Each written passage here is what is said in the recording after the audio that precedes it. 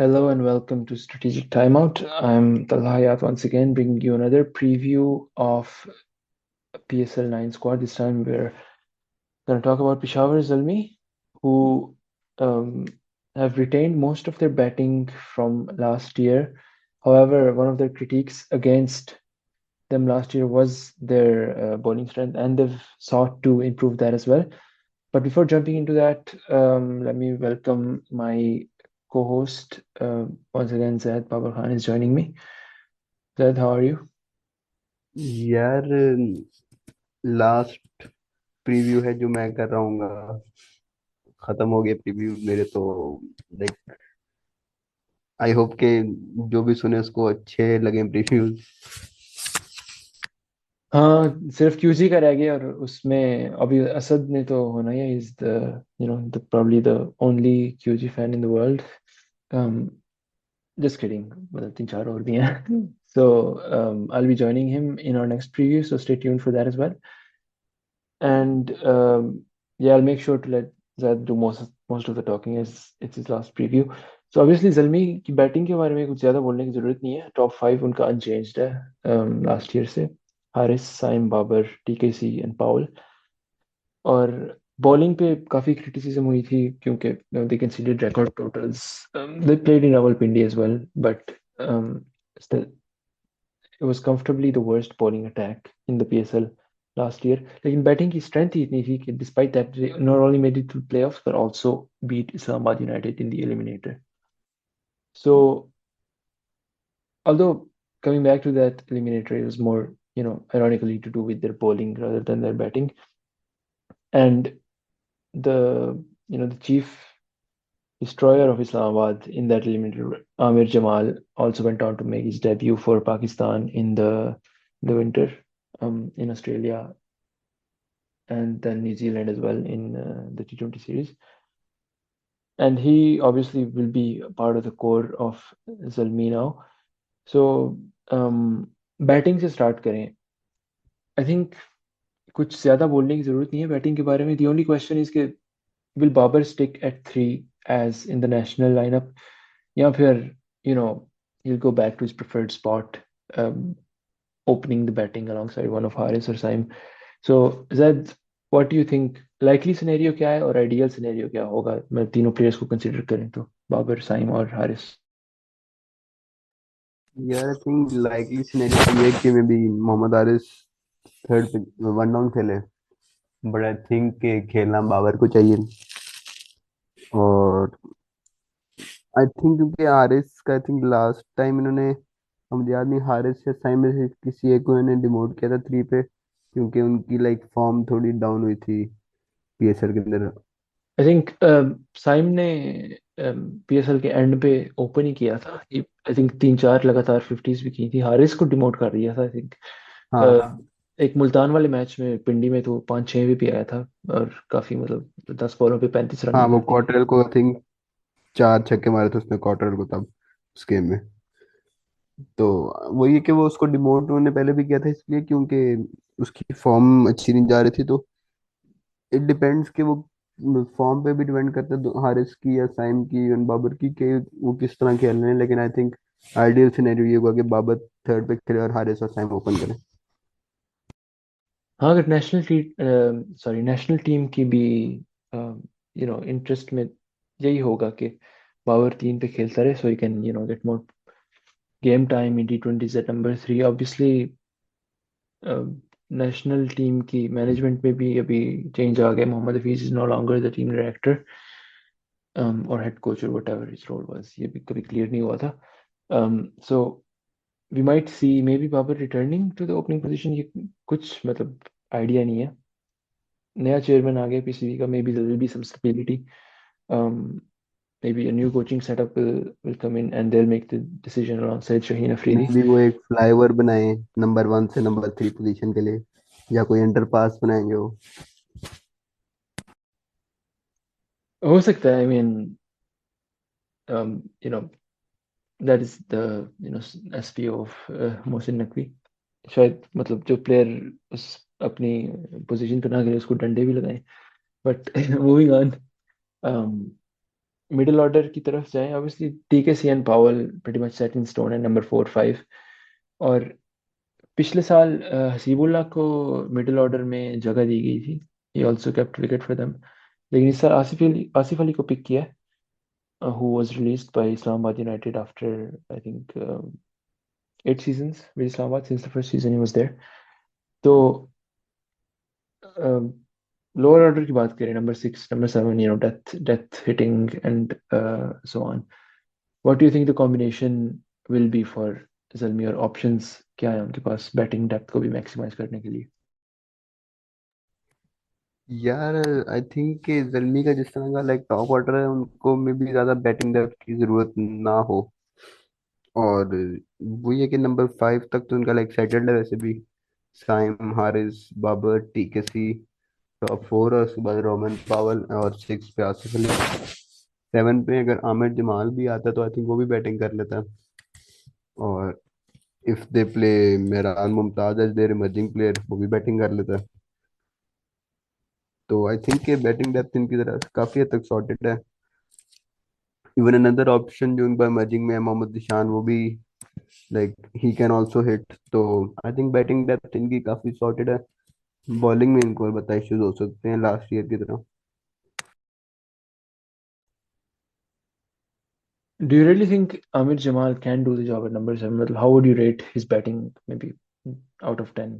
अगर 7 पे उसको कहें कि ये रोल है, डेथ पे आना है, बॉल 1 से स्ट्राइक करना है, ऑल्दो उनकी टॉप 5 काफी अच्छी है, लेकिन फिर भी you do need a backup, just in case के things go wrong, you lose a couple wickets early, जो हो सकता है जिस तरह की गेम हारिस और साइम की है, you can lose a few wickets. और टीकेसी और पावल भी मतलब कोई एंकर नहीं है जो कुछ 10 15 बॉलें सेफली खेलेंगे, so it can go wrong. And do you think he is a reliable option in case there needs to be rescue by the lower order? यार आइडियली तो आई थिंक कि Aamir Jamal is more of a number 8, even number 9 पे भी आप consider कर सकते हैं। Better number 7 में भी little too high for him. लेकिन आई थिंक वही बात है कि जर्मी का बैटिंग ऑर्डर काफी अच्छा है, तो उसका एंट्री पॉइंट काफी लेट होगा, लाइक काफी काफी late, may be even in 20th over या 19th ओवर। तो ये ज्यादा अगर अर्ली करें तो 19th हो या इवन 18th ओवर हो सकता है, ज्यादा से ज्यादा 18th ओवर हो सकता है, इससे जल्दी मुश्किल की बात हो है। तो आई थिंक कि उस लिहाज से सही है उसका। बैटिंग पोजीशन उसकी सही है। वही बात है कि जो इमर्जिंग प्लेयर इनके मेहरान और जिशान, वो भी थोड़ी बहुत बैटिंग कर लेते हैं। तो उस हिसाब से सही है बैटिंग पोजीशन उसकी। Talking about emerging players, Hasibullah Khan still qualifies for emerging despite debuting for Pakistan, क्योंकि ड्राफ्ट के बाद ही डेब्यू हुआ है। तो Asif Ali was Babar Azam's personal pick. He rates Asif Ali pretty high. In 2021 he picked him himself for the World Cup. So I think pretty safe to say कि हसीबुल्लाह को इतने chance नहीं मिलने वाले इस सीजन। आई थिंक बॉलिंग में इनके पास दो ऑप्शंस हैं। इमर्जिंग में जो ही ज्यादा आई थिंक यूटिलाइज करेंगे, मोहम्मद ईशान या क्या नाम है, मेहरान मुमताज, आई थिंक ज्यादा खेलेंगे। Mehran Mumtaz plus has decent टी20 experience as well compare to Mohammad Ishan. तो आई थिंक मेहरान मुमताज से ज्यादा खेले। इवन फर्स्ट गेम में तो आई डोंट थिंक वकार सलाम फिर अवेलेबल होगा ये टी20 की वजह से। तो आई थिंक फर्स्ट गेम में तो एटलीस्ट ज्यादा चांस है मेहरान मुमताज के खेलने का। So you mentioned Waqar Salam Khail, who was not one of the original picks of Salmi in the draft. Draft में उन्होंने बहुत अच्छी पिक्स की थी बॉलिंग में, mostly overseas players, they took advantage of the fact के unlike most other franchises उनकी ज़्यादातर ओवरसीज पिक्स जो हैं वो मिडिल ऑर्डर और लोअर ऑर्डर बॉलिंग में इस्तेमाल हो सकती हैं, because they have that local top 3। So they got Lungi अंगीरी, Naveen ul Haq, and Mujibur Rahman. Top class bowling attack, all three unavailable. So that's pretty bad luck. Gus Atkinson, Shamar Joseph, Waqar Salam Khail, and Luke Wood have been their replacements. Salman Ishad को भी RTM किया था.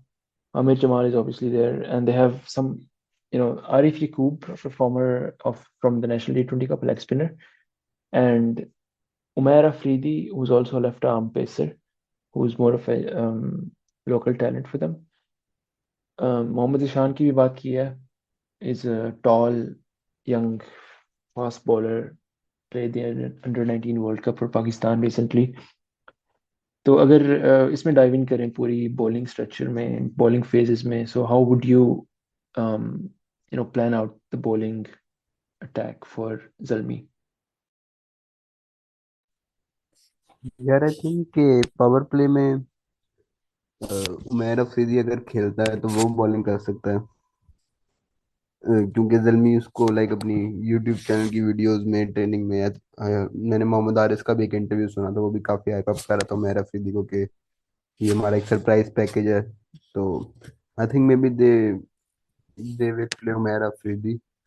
वैसे silver में pick हुआ है तो emerging pick भी नहीं है वो, तो आई थिंक के हो सकता है वो खेल जाए बॉलिंग अटैक में।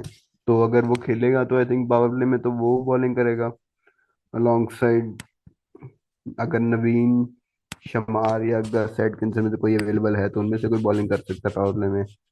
उसके अलावा अगर आपने स्पिन के ओवर कराने तो I think Mehran Mumtaz can be an option, या Arshad Iqbal can be an option अगर वो फिट है और अवेलेबल है।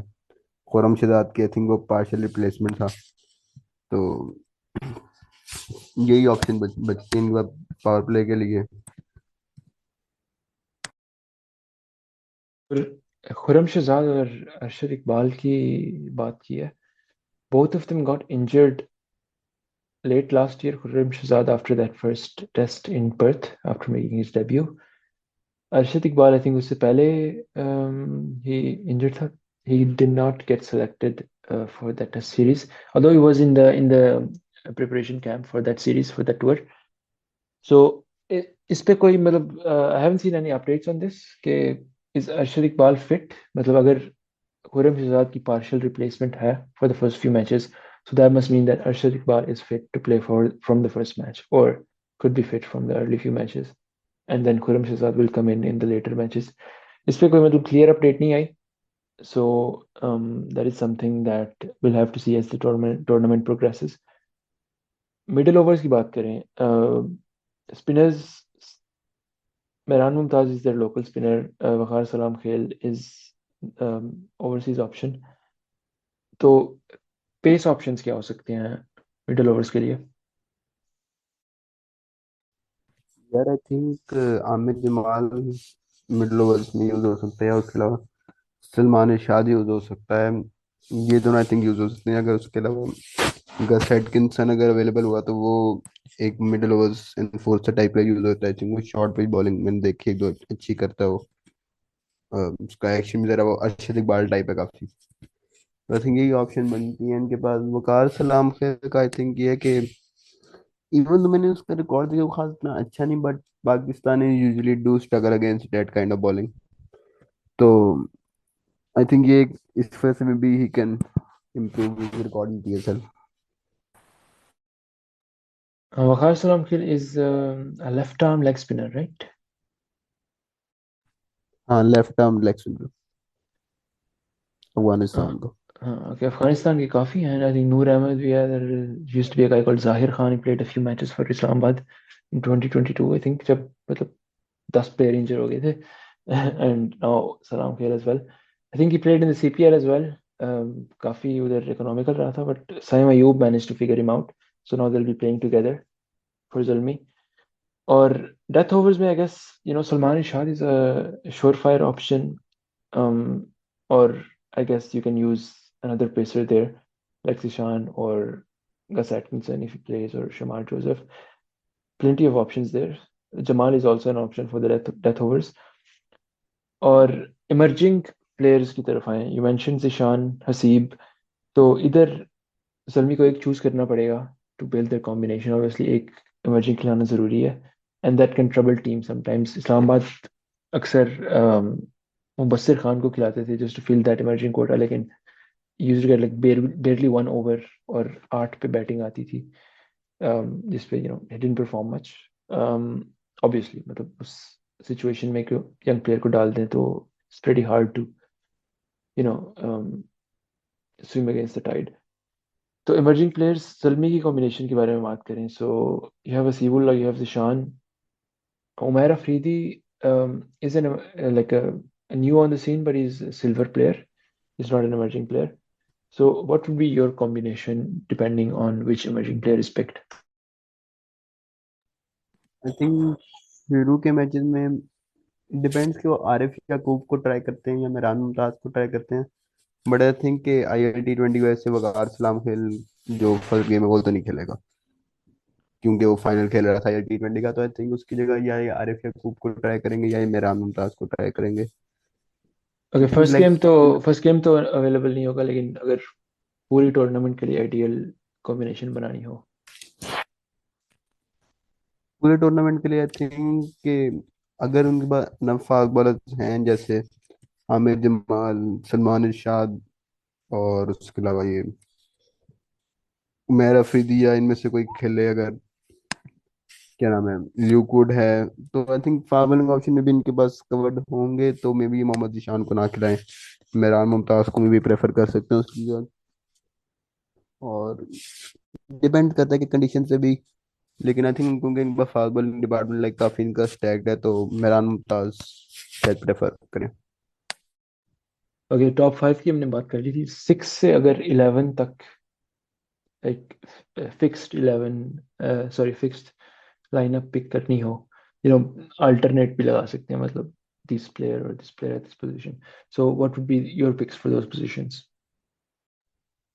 आई थिंक यार वही टॉप ऑर्डर तो है। उसके अलावा नंबर 5 पे रोमन पावल, 6 पे आसिफ अली, 7 पे आमिर जमाल, 8 पर जो यार इमर्जिंग प्लेयर हैं उनमें से कोई आ सकता है कि मेहरान मुमताज या मोहम्मद ईशान। उसके अलावा 9 10 11 बचते हैं। 9 10 11 में आ जाते हैं ल्यूकवुड, वकार सलाम खिल और ये सलमान इरशाद। आई थिंक ये 11 बनती है। हाँ, ड्राफ्ट के बाद तो काफी क्लियर लग रही थी ये, यू नो बॉलिंग अटैक, लेकिन there's been a lot of missing players and replacements and so on. मतलब काफी मिक्सअप हो गया, so it will be interesting to see what combination of players they choose and which players are available for which matches.